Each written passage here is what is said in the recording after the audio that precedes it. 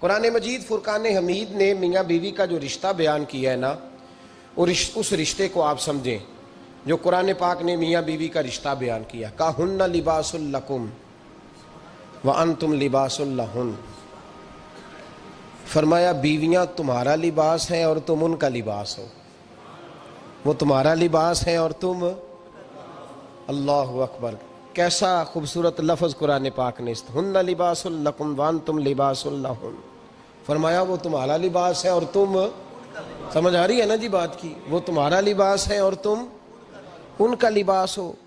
تین خوبیاں تو ہر لباس میں ہوتی ہیں، تین چیزوں کے لیے لباس پہنا جاتا ہے، تین چیزیں، تین قسم کی آسائشیں لباس میں پائی جاتی ہیں، اس پر تو تمام مفسرین کا اتفاق ہے۔ سب سے پہلی چیز، لباس جو ہوتا ہے وہ بندے کو گرمی اور سردی سے بچاتا ہے۔ سخت سردی میں لباس لے لیں تو بندہ سردی سے بچ جاتا ہے۔ اس کا مطلب یہ ہوا کہ میاں بیوی ایک دوسرے کا لباس ہیں۔ اگر بیوی کی طرف کوئی تکلیف آتی ہے تو میاں اس کو بچاتا ہے، اور اگر میاں کی طرف کوئی تکلیف آتی ہے تو عورت اس کو بچاتی ہے۔ میاں بیوی ایک دوسرے کا لباس ہے۔ لباس کیا کرتا ہے؟ لباس آدمی کے عیب چھپاتا ہے، اس کے وجود پر کتنے دھبے ہیں، کتنے نشان ہیں، وہ سارے چھپا لیتا ہے لباس۔ میاں بیوی ایک دوسرے کے عیب چھپانے والے ہوتے ہیں، عیب بتانے والے، رونا رونے والے نہیں ہوتے کہ بی بی جب بھی میکے گئی اس نے جا کے رونا شروع کر دیا، اتنی میں تانگو دوسرا ہے ہی کوئی نہیں۔ اور خاوند صاحب جب بھی ملے انہوں نے ایک ہی راگ الاپنا شروع کر دیا کہ میری کیا بات تھی، مجھے مل کیا گیا ہے، میں کیا تھا، میرے ساتھ ہوا کیا ہے۔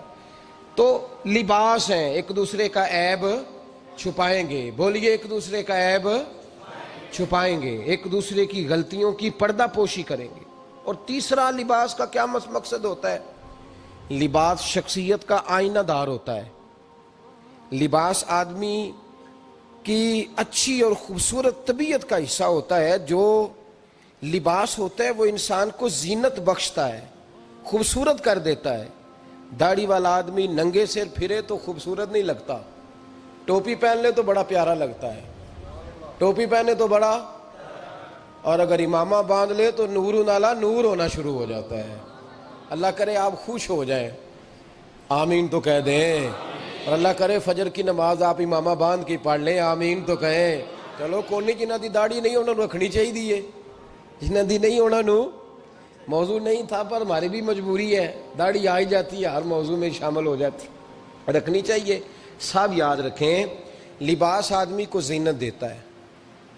قرآن مجید کے لفظوں پہ غور کرو، اگر تو شادی کے بعد بیوی کے آنے کی وجہ سے خاوند کو سکون نہیں ملا تو اس کا مطلب ہے اس نے گھر کو زینت نہیں دی، اور اگر شادی کے بعد اس بچی کو تحفظ نہیں ملا، اس کو اپنے گھر کے اندر سکون نہیں ملا، تو اس کا مطلب ہے خاوند نے اسے زینت، اس لباس نے زینت نہیں دی۔ میاں بیوی ایک دوسرے کا لباس ہے۔ اس مقدس رشتے کو اسلام نے باندھا، اور لباس کہہ کے باندھا۔ میرے رسول کریم علیہ السلام نے پہلے تو خارجی لوگوں کو منع کیا ہے۔ میری ذاتی رائے یہ ہے کہ میاں بیوی کی ذاتی لڑائی کوئی بھی نہیں ہوتی، ذاتی لڑائی، میری باتوں کی سمجھ تو آ رہی ہے نا آپ دوستوں؟ کوئی نہیں آ رہی؟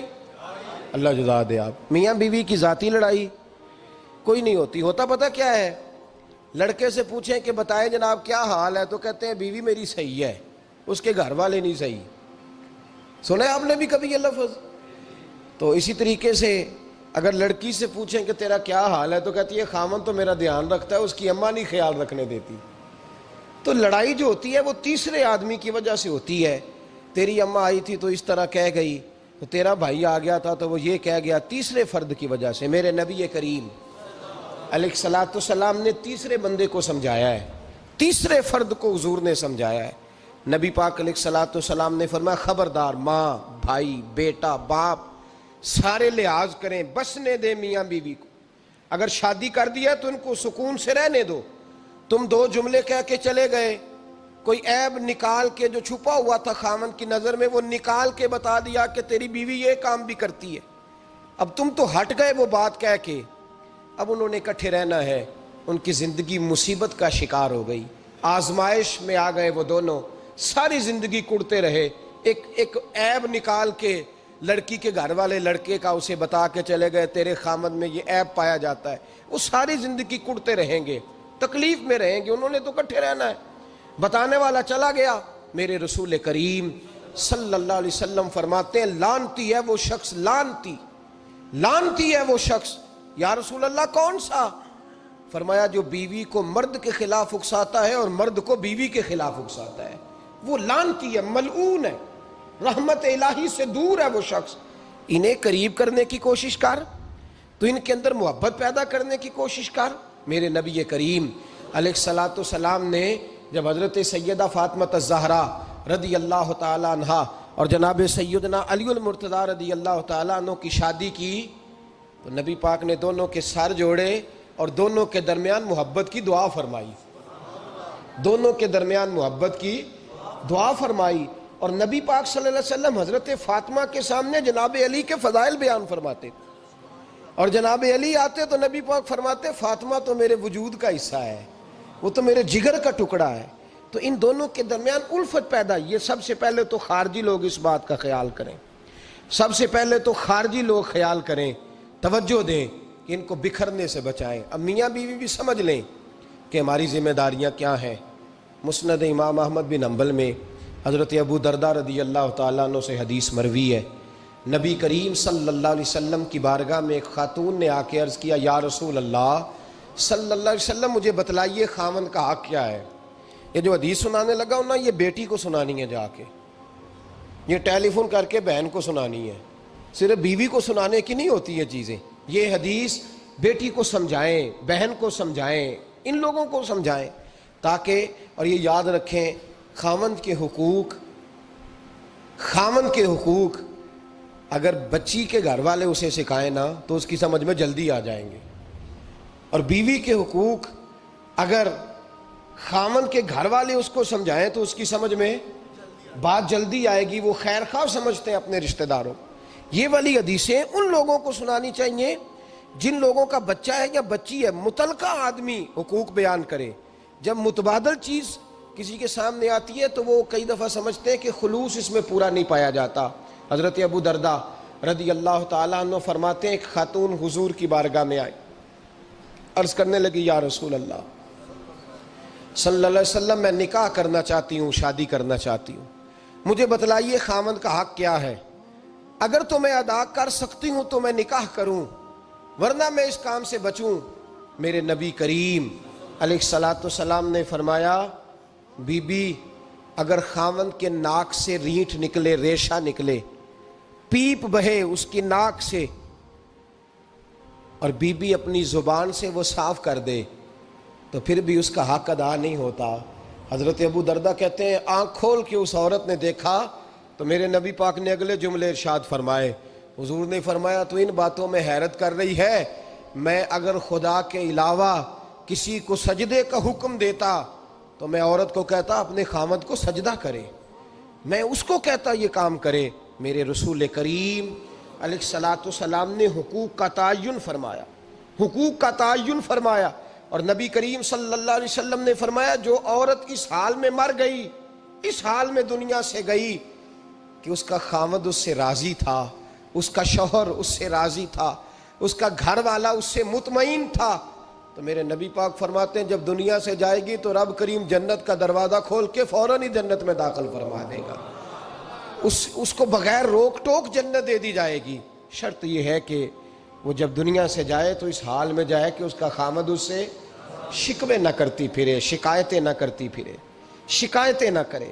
ہمارے زمانے میں شکایتیں ہوتی ہیں، اور خواتین عورتیں اس بات کو سمجھتی نہیں کہ اللہ نے جو میرے نصیب میں رکھا تھا اور جو خاوند رب نے میرے لیے پسند کیا تھا وہ اللہ نے مجھے عطا فرما دیا ہے۔ وہ شکوے کرتی ہیں، شکایات کرتی ہیں، اور دوسری عورتوں کو سامنے رکھ کے وہ فلاں کے حصے میں یہ چیز آئی، فلاں کے حصے میں یہ چیز آئی، فلاں کا خاوند یوں کرتا ہے، شکوہ کرتی ہیں۔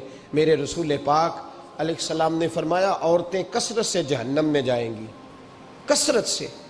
تو ایک صحابی رو پڑے، ایک حدیث میں لفظ یہ ہے رو پڑے، عرض کرنے لگے یا رسول اللہ وہ ہماری مائیں بھی ہیں، بیٹیاں بھی ہیں، بہنیں بھی، حضور جہنم میں جائیں گی؟ نبی پاک صلی اللہ علیہ وسلم نے فرمایا ایک تو وہ عیب جوئی کرتی ہیں، غیبتیں کرتی ہیں، دوسرا رب کا شکر ادا نہیں کرتی، اور تیسرا فرمایا اپنے خاوند کا بھی شکریہ ادا نہیں کرتی، بات بات پہ ناشکری کرتی ہیں، بات بات پہ ناشکری کرتی، اس سبب سے جہنم میں جائیں گے۔ عورت کے حقوق کا تعین فرمایا، اور ساتھ ہی میرے رسول پاک علیہ السلام نے مرد کی طرف توجہ فرمائی، اور کیا خوبصورت لفظ ارشاد فرمایا تم میں ہر آدمی اپنے آپ کو اچھا سمجھتا اور اچھا کہتا ہے، ہر آدمی کہتا ہے، لیکن کوئی اگر مجھے آ کے پوچھے گا کہ محبوب آپ کی امت میں اچھا کون ہے، تو حضور فرماتے ہیں میں اسے اچھا سمجھوں گا جو اپنے گھر والوں کے حق میں اچھا ہے، جو اپنی بیوی خیرکم لأہلہ، تم میں سے بہترین وہ ہے جو اپنے گھر والوں کے لیے اچھا ہے، اور فرمایا جاؤ میرے گھر جا کے پوچھ لو وانا خیرکم لأہلی، میں تم سب سے زیادہ بڑھ کر اپنے گھر والوں کے لیے اچھا ہوں، تم میں بہترین وہ ہے جو اپنے گھر والوں کے لیے، بال بچوں کے لیے، بیوی کے لیے اچھا ہے۔ رسول کریم علیہ السلام نے خاوند کو حکم دیا اور ارشاد فرمایا کہ عورت ٹیڑھی لکڑی ہے، بیچاری کو اللہ نے عقل پوری نہیں دی۔ ایک بچہ چھوٹا ہوتا ہے، ہمیں پتہ ہوتا ہے کہ اس کا شعور پورا نہیں، اگر کوئی غلطی کرے تو کیا اسے نکال دیا جاتا ہے گھر سے؟ بولے، چھوٹا بچہ ہے، وہ کئی دفعہ بڑا نقصان کر دیتا ہے، آپ کیا کہتے ہیں؟ اسے مارتے ہیں، کلاڑی لے آتے ہیں اس کے لیے؟ اس طرح کرنا چاہیے، اس کے ابے کو بلا لینا چاہیے، بےزتی کرنی چاہیے پنچایت میں بٹھا کے کہ یہ غلطی کی ہے تیرے بچے نے۔ بھائی دادا یہ کام کرتا ہے؟ بولے نا، کیوں نہیں کرتا؟ وہ کہتا ہے ہمارا بچہ نہ سمجھ ہے، اپنا پوتا ہے، ہمارا اپنا ہے، اگر ہم اس کا عیب باہر نکالیں گے تو بڑا کام غلط ہو جائے۔ لیکن وہی ابا جی جب بہو کوئی غلطی کر بیٹھتی ہے تو پنچایت بلاتے ہیں، لوگوں کے سامنے معاذ اللہ تعالیٰ بڑی کڑوی کسیلی باتیں کرتے ہیں، ایسی باتیں کرتے ہیں کہ جو ان کی بیٹی کے بارے میں کہی جائے تو وہ کبھی پسند نہ کریں، اتنے سخت جملے کہے جاتے ہیں، بیٹی والے کو رسوا کیا جاتا ہے۔ میرے نبی کریم علیہ السلام نے فرمایا یہ ٹیڑھی لکڑی ہے، بیچاری کو اللہ تبارک و تعالیٰ نے اپنی حکمت کے تحت عقل عادی عطا فرمائی ہے، تم اگر چاہو گے سیدھی کرنا تو یہ ٹوٹ جائے گی، سیدھی نہیں ہوگی۔ حضور کیا کریں؟ فرمایا اس کے ساتھ گزارا کرو، اللہ تمہیں اجر عطا فرمائے گا، اس کے ساتھ وقت گزارو، اللہ تمہیں اس کا، یہ ذہن بنانا چاہیے خاوند کو کہ یہ، اور خاوند کی ذمہ داری ہے۔ اعلیٰ حضرت رحمۃ اللہ علیہ نے فتاوی رضویہ کی 24ویں جلد میں بالتفصیل لکھا ہے، آپ فرماتے ہیں خاوند کی ذمہ داری عورت کو کپڑا فراہم کرنا، روٹی فراہم کرنا، رہنے کے لیے گھر دینا، نان نفقے کا خیال کرنا، اور آپ فرماتے ہیں اگر وہ مطالبہ کرے تو ہفتے میں ایک دن اس کے ماں باپ سے ملانے بھی لے جا سکتا ہے، ہفتے میں، جی کوئی نہیں بول دے تسی، ہفتے نہیں، یہ نہیں صحیح لفظ، ہر ہفتے اے سوکھ ہے، کدوں ملان کھڑنا ہے؟ پاویں نہ بولو، گل جڑی سچی ہو تے سچی ہے، ملان کدوں لے جانا ہے؟ اچھا اپنی اماں نو روز ملتا ہے سویرے شام، تے وہ کہندی مینوں بھی اماں نو ملا لیا، تے کہندا روز نہیں جائیدا، تو تم بھی نہ ملا اپنی اماں نو روز بھائی۔ لیکن اعلیٰ حضرت فرماتے ہیں ہفتے میں ایک دفعہ ماں باپ سے بولے۔ بیٹی کا پیار ماں باپ سے زیادہ ہوتا ہے کہ بیٹے کا؟ لو تو سارے انہوں پتہ ہے، یعنی تسی گھٹ کر دے ہو نا، تاں بیٹی دا نام لیا جے، صحیح بات کر رہا ہوں؟